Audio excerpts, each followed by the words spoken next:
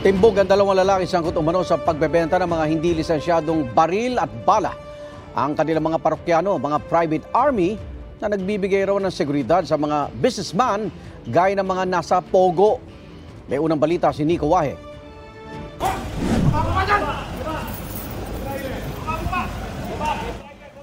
Sa isinagawang entrapment operation, pinalibutan ng mga tauhan ng Southern Police District Special Operations Unit ang van na ito na nakaparada sa compound ng isang mall sa Muntinlupa City. Lumabas ang driver saka siya pinadapa. Sa isa pang video, makikitang inaresto ang lalaking nakapink na kinilalang si alias Ivan. Leader umano ng Sergeant Ivan Gun Running Group na nagbebenta umano ng mga hindi lisensyadong baril at bala.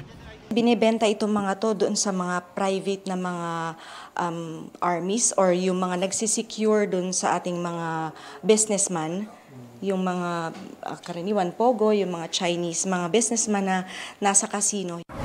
Matapos mahuli ni Ivan, naaresto rin sa Maynila sa kaparehong araw ang kasama niyang si alias Daryl.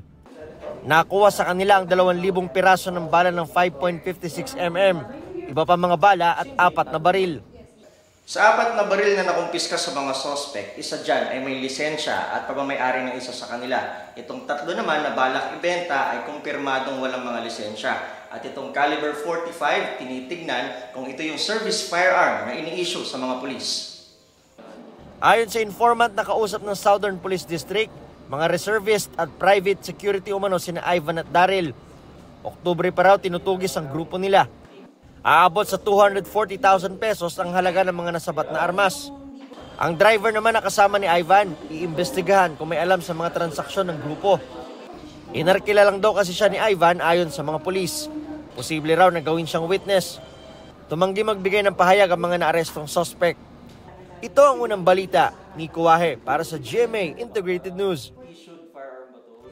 Igan, mauna ka sa mga balita. Mag-subscribe sa GMA Integrated News sa YouTube. Sa mga kapuso abroad, subaybayan nyo kami sa GMA Pinoy TV at sa www.gmanews.tv.